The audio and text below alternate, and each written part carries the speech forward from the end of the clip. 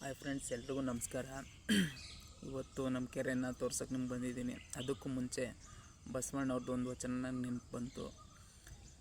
ಲೋಕದ ಡೊಂಕ ನೀವೇಕೆ ತಿದ್ದುವಿರಿ, ನಿಮ್ಮ ತನುವ ಸಂತೈಸಿಕೊಳ್ಳಿ, ನಿಮ್ಮ ಮನವ ಸಂತೈಸಿಕೊಳ್ಳಿ ವಚನ ಇದೆ, ಇಲ್ಲ ಹಾಕ್ತೀನಿ ನೋಡಿ. ಈ ವಚನ ನಂಗೆ ತುಂಬ ಇಷ್ಟ. ಆಮೇಲೆ ಉರುಲಿಂಗ ಪೆದ್ದಿ ಪ್ರಿಯ ಅವ್ರದ್ದೊಂದಿದೆ.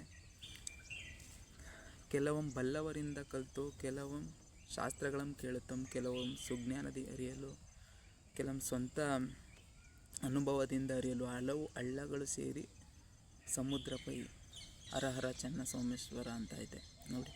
ಈ ಪದ್ಯಗಳು ನಂಗೆ ತುಂಬ ಇಷ್ಟ. ಈ ಪದ್ಯ ಮಹಾಜನ ಕಾಲೇಜಲ್ಲಿದ್ದಾಗ ಸರ್ ನನಗೆ ತುಂಬ ಚೆನ್ನಾಗಿ ಎಕ್ಸ್ಪ್ಲೇನ್ ಮಾಡಿದರು. ಅದು ಇನ್ನೂ ಚೆನ್ನಾಗಿ ನನಗೆ ಅರ್ಥ ಆಗಿದೆ. ಇವತ್ತಿನ ವಿಷಯಕ್ಕೆ ಬರೋದಾದರೆ, ನಮ್ಮ ಕೆರೆಗೆ ನಿನ್ನೆಯಿಂದ ನೀರು ಬರ್ತಾಯಿದೆ. ಇವತ್ತು ತೋರಿಸ್ತೀನಿ ನೋಡಿ, ಅದು ನೋಡ್ಕೊಂಡು ಬರೋಣ ಫಸ್ಟು. ಆಮೇಲೆ ಈ ವಚನದ್ದು ಮತ್ತು ಇಷ್ಟು ದಿನ ಏನೇನು ಘಟನೆಗಳು ನಡೀತು ಅದನ್ನೆಲ್ಲ ತುಂಬ ವಿವರವಾಗಿ ಎಕ್ಸ್ಪ್ಲೇನ್ ಮಾಡಿದ್ದಾರೆ. ಒಂದು 6-7 ಜನ ಅಂತ ಹೇಳ್ಬೋದು ನೋಡಿ. ಇದು ಜಿ ಟಿ ದೇವೇಗೌಡರು ತೋಟ, ಕೆರೆ ಪಕ್ಕನೇ ಇದೆ. ಅವರೆಲ್ಲರಿಗೂ ಬೋರ್ಗೂ ಎಲ್ಲ ಅನುಕೂಲ ಆಗಲಿ ಅಂತ ನಾನು ವಿಡಿಯೋ ಮಾಡಿದ್ದು, ಮತ್ತು ನೀರು ಬರಲಿ ಅಂತ ಅಷ್ಟೊಂದು ಹೋರಾಟ ಮಾಡ್ತಾಯಿದ್ದಿದ್ದು.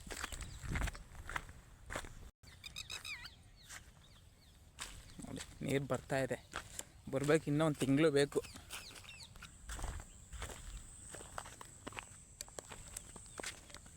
ನೋಡಿ, ಇದು ನೀರು ಬರ್ತಾ ಇರೋದು ರಟ್ನಳ್ಳಿ ಗೆಂಡೆಕೆರೆಯಿಂದ. ಅದು ಒಂದು 15 ದಿನ ನೀರು ಕುಡೀತು. ಇಟ್ಕೆ ಫ್ಯಾಕ್ಟ್ರಿ ತುಂಬ ಆಳ ತೆಗೆದುಬಿಟ್ಟಿದ್ರಲ್ಲ ಮಣ್ಣು, ಅದರಿಂದ ಅದು ಕುಡಿದು ಇವಾಗ ಬರ್ತಾ ಇರೋದು. ನೋಡಿ,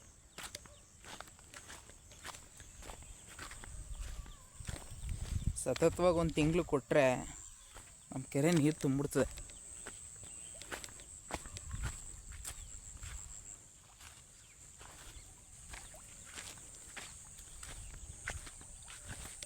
ನೋಡಿ, ಇದು ಬರ್ತಾ ಇರೋದು ಕೆ ಆರ್ ಎಸ್ ನೀರು.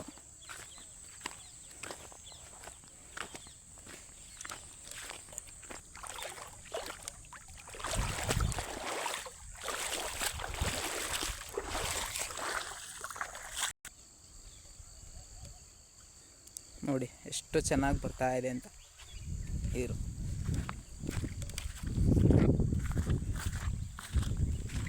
ಈ ಥರ ತುಂಬಿಸ್ಕೊಟ್ರೆ ಕೆರೆ ಬೇಗ ತುಂಬಿಬಿಟ್ಟು ಅಂತರ್ಜಲ ಎಲ್ಲ ಜಾಸ್ತಿ ಆಗುತ್ತೆ. ಇಲ್ಲಾಂದರೆ ರೈತರ ಜಮೀನಲ್ಲಿ ನೀರು ಕಡಿಮೆ ಆಗುತ್ತೆ, ಬೋರ್ವೆಲ್ಲಲ್ಲಿ ಮತ್ತೆ ಬೋರ್ ತೆಗಿಸ್ತಾರೆ. ಅದರಿಂದ ಪರಿಸರಕ್ಕೂ ಭೂಮಿಗೂ ತೊಂದರೆ. ಮತ್ತು ರೈತರು ಸಾಲ ಮಾಡ್ಕೊಳ್ತಾರೆ. ಮೈಕ್ರೋ ಫೈನಾನ್ಸ್ ಕತೆಗಳು ನೋಡ್ತಾ ಇದ್ದೀರಾ ನಿರಂತರವಾಗಿ 2-3 ತಿಂಗಳಿಂದ.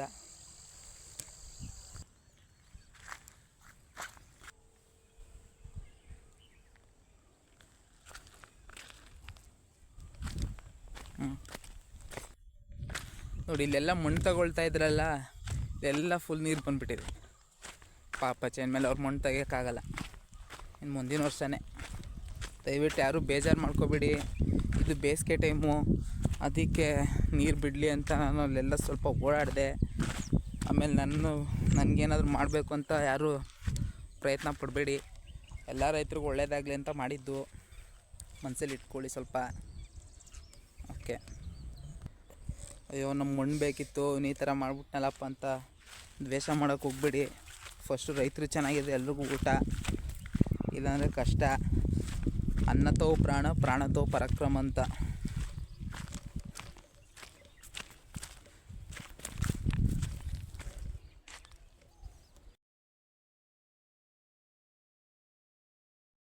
ಫ್ರೆಂಡ್ಸ್, ಇವಾಗ ತೋರಿಸ್ದೆ ನಮ್ಮ ಕೆರೆನ. ನೀರು ಬರ್ತಾಯಿದೆ. ನೀರು ಬರೋದಕ್ಕೆ ಕಾರಣ ಹುಣಸೂರು ವಿಧಾನಸಭಾ ಕ್ಷೇತ್ರ ಶಾಸಕರು ಹರೀಶ್ ಗೌಡರು ಗುಮ್ಟಗಿರಿನಲ್ಲಿ ಜಾತ್ರೆ ನಡಿಬೇಕಾದ್ರೆ ಮೋಟ್ರ್ ಕೆಟ್ಟೋಗಿದೆ ಅಂತ ಸ್ಥಳೀಯರು ಮಾಹಿತಿ ಕೊಟ್ಟಿದ್ದಾರೆ. ತಕ್ಷಣ ಒಂದೇ ದಿನಕ್ಕೆ ರೆಡಿ ಮಾಡಿಸಿದ್ದಾರೆ. ಅವ್ರಿಗೆ ಎಲ್ಲ ರೈತರ ಪರವಾಗಿ ಧನ್ಯವಾದ ಹೇಳ್ತೀನಿ. ನಮಸ್ಕಾರ. ಈ ಥರ ಒಳ್ಳೊಳ್ಳೆ ಕಾರ್ಯಗಳನ್ನ ಮಾಡಿ ತಕ್ಷಣ ಪರಿಹಾರಗಳನ್ನ ಕೊಡೋಂಥ ಕೆಲಸ ಮಾಡಿ ನಿಮ್ಮಂಥ ಯುವಕರಿಂದ ರೈತರಿಗೆ ಅನುಕೂಲ ಆಗುತ್ತೆ ಅಂತ ಹೇಳೋಕ್ಕೆ ಇಷ್ಟಪಡ್ತೀನಿ. ಮತ್ತು ಮೊದಲೇ ಹೇಳ್ದಂಗೆ ನಿಮ್ಮ ಕತೆ ಸರ್ವಜ್ಞನ ವಚನ ಮತ್ತು ಬಸವಣ್ಣವ್ರ ವಚನ.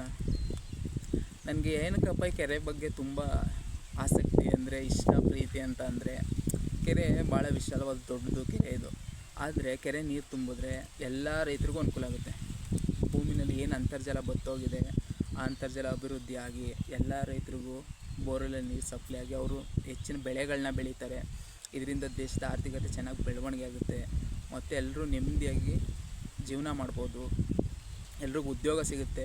ಸುಮ್ಮನೆ ರೈತ ದೇಶದ ಆರ್ಥಿಕತೆ ಬೆನ್ನೆಲುಬು ಅಂತ ಜನ ಕತೆ ಹೇಳ್ತಾರೆ, ಆದರೆ ರೈತನಿಗೆ ಏನು ಹೆಲ್ಪ್ ಮಾಡಲ್ಲ, ತುಂಬ ಅನ್ಯಾಯ ಮೋಸ ಮಾಡ್ತಾರೆ. ಇದೆಲ್ಲ ಮೊದಲನೇ ವೀಡಿಯೋದಲ್ಲಿ ಹೇಳಿದ್ದೀನಿ. ಆದರೆ ಈ ಕೆರೆಗೆ ನೀರು ಬಿಡಲಿ ಅಂತ ನಾನು DC ಆಫೀಸ್ಗೆಲ್ಲ ಹೋಗಿದ್ನಲ್ಲ, ಅದ್ರ ಬಗ್ಗೆ ಎಲ್ರಿಗೂ ಹೇಳಿ ಸ್ವಲ್ಪ ಜನ ಅವರು ನನ್ನ ಮೇಲೆ ಕಣ್ಣಿಟ್ಬಿಟ್ಟಿದ್ದಾರಂತೆ. ಇವಾಗ ಇವನ್ನೆಲ್ಲ ಓಡಾಡ್ತೇನೆ, ಎಲ್ಲೆಲ್ಲೋ ಅರ್ಜಿ ಕೊಡ್ತೇನೆ ಅಂತ. ನನಗೆ ಈ ಕೆಲಸ ಮಾಡೋದಕ್ಕೆ ಒಂದು 5-6 ಜನ ಹೆಲ್ಪ್ ಮಾಡಿದ್ರು. ಅವ್ರ ಹೆಸರನ್ನ ಹೇಳ್ಬೋದು, ಆದರೆ ಅವ್ರು ಹೆಸರು ಹೇಳಿದ್ರೆ ಅವ್ರಿಗೆ ನನಗೆ ಈ ಥರ ಬೆದರಿಕೆ ಹಾಕೋರು, ಇನ್ನು ಅವ್ರಿಗೆ ಬಿಡ್ತಾರೆ, ಅವ್ರಿಗೇನಾದರೂ ಅಂದ್ಬಿಡ್ತಾರೆ ಅಂದ್ಬಿಟ್ಟು ನಾನು ಹೇಳಲ್ಲ. ಲಾಸ್ಟಲ್ಲಿ ಹೇಳ್ತೀನಿ, ಕೆರೆ ನೀರೆಲ್ಲ ತುಂಬಿದ ಮೇಲೆ ಅವರೆಲ್ಲ ಒಟ್ಟಿಗೆ ಒಂದು ವೀಡಿಯೋ ಮಾಡ್ತೀವಿ. ಅವಾಗ ನೋಡಿ. ನಾವು ಕೇಳೋದು ಏನು, ಅದೇ ನೀರೇನು ನೈಸರ್ಗಿಕ ಸಂಪತ್ತು, ಅದನ್ನು ಬರ ಇರೋ ಪ್ರದೇಶಕ್ಕೆ ನೀರು ಕೊಡಿ, ಅದರಿಂದ ಎಲ್ರಿಗೂ ಅನುಕೂಲ ಆಗುತ್ತೆ ಅಂತ ಕೇಳೋದಷ್ಟೇ. ಅದರಿಂದ ಯಾರಿಗೂ ಏನು ನಷ್ಟ ಇಲ್ಲ. ನಷ್ಟ ಆಗೋದು ಯಾರಿಗೆ ಅಂದರೆ ಇಟ್ಟಿಗೆ ಫ್ಯಾಕ್ಟ್ರಿ ಅವ್ರಿಗೆ ಮಣ್ಣು ಬೇಕು, ಇಟ್ಟಿಗೆ ಕುಯ್ಯೋಕ್ಕೆ, ಮಣ್ಣಿಟ್ಟಿಗೆಗೆ ಏನು ಮಾಡೋಕ್ಕಾಗಲ್ಲ. ಅವ್ರು ಬೇಸಿಗೆಲೆಲ್ಲ ಮಣ್ಣು ತಗೊಳ್ಳಿ, ಈ ಬೇಸಿಗೆಲಿ ಮಣ್ಣು ತಗೊಂಡು ನೀರು ಬಂದಾಗ ಅವರು ನೀರಿಗೆ ಅವಕಾಶ ಮಾಡಿಕೊಡ್ಬೇಕು. ಯಾವಾಗಲೂ ವರ್ಷ ಪೂರ್ತಿ ಬರೀ ಮಣ್ಣೆ ತಗೊಂಡಿರ್ತೀವಿ ನಿಧಾನಕ್ಕೆ ಅಂತ ಅಂದರೆ, ಇನ್ನು KRS ನೀರು ಕಡಿಮೆ ಆಗಿಬಿಟ್ರೆ ಇನ್ನು ನೀರು ತರೋಕ್ಕಾಗುತ್ತಾ? ಅದು ತಮಿಳ್ನಾಡಿಗೆ ಹೋಗಿ ಸಮುದ್ರಕ್ಕೆ ಹೋಗಿ ವ್ಯರ್ಥ ಆಗುತ್ತೆ. ಆ ಹಿನ್ನೀರನ್ನು ಸರಿಯಾಗಿ ಬಳಕೆ ಮಾಡ್ಕೊಳ್ಬೇಕು ಅನ್ನೋದಷ್ಟೇ ನಮ್ಮ ಒತ್ತಾಯ. ನೀರು ಬಿಡಿ ಅಂತ ಬರ್ತಾ ಇರಲಿಲ್ಲ ಅಂತ GT ದೇವೇಗೌಡರ ಮನೆಗೆ ಹೋಗಿದ್ದೆ, HC ಮಹದೇವಪ್ಪ ಅವ್ರ ಮನೆಗೆ ಹೋಗಿದ್ದೆ, ಅವರಿಬ್ಬರೂ ಸಿಕ್ಕಿಲ್ಲ. ಆಮೇಲೆ DC ಆಫೀಸ್ಗೆ ಹೋಗಿದ್ದಾಗ ತುಂಬ ಚೆನ್ನಾಗಿ ಸ್ಪಂದಿಸಿದ್ರು. ನಾನು 17ನೇ ತಾರೀಕು ಡಿಸೆಂಬರ್ 2024 ಅರ್ಜಿ ಕೊಟ್ಟಿದ್ದು. ಅದು 21ನೇ ತಾರೀಕೆ ಲೆಟ್ರೆಲ್ಲ ರೆಡಿ ಮಾಡಿಬಿಟ್ಟು ಇರಿಗೇಷನ್ ಡಿಪಾರ್ಟ್ಮೆಂಟಿಗೆ ಕಳಿಸಿದ್ರು. ಮತ್ತು ನಾನು ಜನವರಿಲಿ ಹೋದಾಗ ಪೇಪರ್ ತಗೊಂಡು ಇರಿಗೇಷನ್ ಡಿಪಾರ್ಟ್ಮೆಂಟಿಗೆ ಕೊಟ್ಟೆ. ಆವಾಗ ಆಯ್ತಪ್ಪ ಬಿಡ್ತೀವಿ ಅಂತ ಹೇಳಿದ್ರು. ಅದಕ್ಕೂ ಮುಂಚೆ ಗೊಮ್ಟಗಿರಿ ಹತ್ರ ಏನು ಇರಿಗೇಷನ್ದು ಡಿಸ್ಟ್ರಿಬ್ಯೂಟ್ ಪಾಯಿಂಟ್ ಇದೆ, ಅಲ್ಲಿ ಬೆಡ್ತೂರವರು ಮತ್ತು ಬಿಳ್ಕೆರೆ ಅವರೇ ತಿರ್ಸ್ಕೊಳ್ತಿದ್ರು. 2 ತಿಂಗಳಾದರೂ ನಾವು ಕೇಳಿರಲಿಲ್ಲ. ಫಸ್ಟು ಆಯಿತು ಅವರೇ ಬಿಟ್ಕೊಳ್ಳಿ, ನಮ್ದು ಆಮೇಲೆ ಬಿಟ್ರೆ ಆಯ್ತು, ನಮ್ಮ ಕೆರೆಗೆ ಆಮೇಲೆ ಬಿಡಲಿ ಅಂದ್ಬಿಟ್ಟು ಸುಮ್ಮನಿದ್ವಿ. ಆಮೇಲೆ ನಾವು 15 ದಿನದಿಂದ ಓಡಾಡಿದ್ವಲ್ಲ, ಆವಾಗ ಸ್ವಲ್ಪ ಜನ ಕಣ್ಣಿಟ್ಬಿಟ್ಟಿದ್ದಾರಂತೆ ನಮ್ಮ ಮೇಲೆ. ಅವರು ಯಾಕೋ ನೀರು ತುಂಬಿಸ್ತಾರೆ ಅಂತ. ಕೆಲವು ಹಿತಾಸಕ್ತಿಗಳಿಗೆ ನೀರು ತುಂಬಿಸೋದು ಅಂದರೆ ಆಗಲ್ಲ, ಅವರು ಏನೋ ಸಮಸ್ಯೆ ಆಗ್ತಾ ಇರ್ಬೋದು, ಅದು ನಮಗೆ ಗೊತ್ತಿಲ್ಲ ಅಷ್ಟೇ. ಆದರೂ ಎಲ್ಲ ರೈತರಿಗೂ ಅನುಕೂಲ ಆಗೋ ಥರ ಮಾಡಿ ಅಂತ ಹೇಳ್ತೀನಿ ಅಷ್ಟೇ. ಫ್ರೆಂಡ್ಸ್, ನಮಸ್ಕಾರ. ನಮ್ಮ ಚಾನಲ್ನ ಯಾರು ಹೊಸ್ದಾಗಿ ನೋಡ್ತಾ ಇದ್ದರೆ ದಯವಿಟ್ಟು ಸಬ್ಸ್ಕ್ರೈಬ್ ಮಾಡಿ. 2 ಚಾನಲ್ ಇದೆ ನಂದು, ನ್ಯೂ ಟಾಪಿಕ್ ಅಂತ ಒಂದು, ಇನ್ನೊಂದು BPL ಪಾರ್ಟಿ ಬಡವರ ಪಕ್ಷ ಅಂತ ಒಂದು. ನ್ಯೂ ಟಾಪಿಕಲ್ಲಿ ದಿನ ಏನು ನಡೀತೆ ಹೊಸ ವಿಚಾರಗಳು ಅಪ್ಡೇಟ್ ಮಾಡ್ತೀನಿ. ಬಡವರ ಪಕ್ಷದಲ್ಲಿ ಬಡವರ ಸಮಸ್ಯೆಗಳು, ರೈತರ ಸಮಸ್ಯೆಗಳು, ಜನಸಾಮಾನ್ಯರದು ಏನಾದರೂ ಮಾತುಗಳಿದ್ರೆ ಅದ್ರ ಬಗ್ಗೆ ಅಪ್ಡೇಟ್ ಮಾಡ್ತೀನಿ. 2 ಮಿಸ್ ಮಾಡದೆ ಸಬ್ಸ್ಕ್ರೈಬ್ ಮಾಡಿ. ಡಿಸ್ಕ್ರಿಪ್ಷನಲ್ಲಿ ಲಿಂಕ್ ಕೊಡ್ತೀನಿ. Thank you so much. ನಮಸ್ಕಾರ. ಶೇರ್ ಮಾಡಿ. ಅರ್ಧ ತುಂಬಿದೆ ಅಲ್ವಾ? ಇನ್ನೂ ತುಂಬಬೇಕು, ಸಾಲ್ತಾ ಇಲ್ಲ.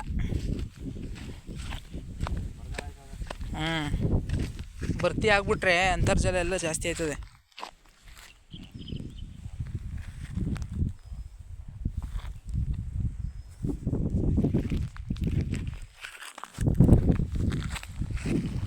ಸೂಪರ್ ನೀರು.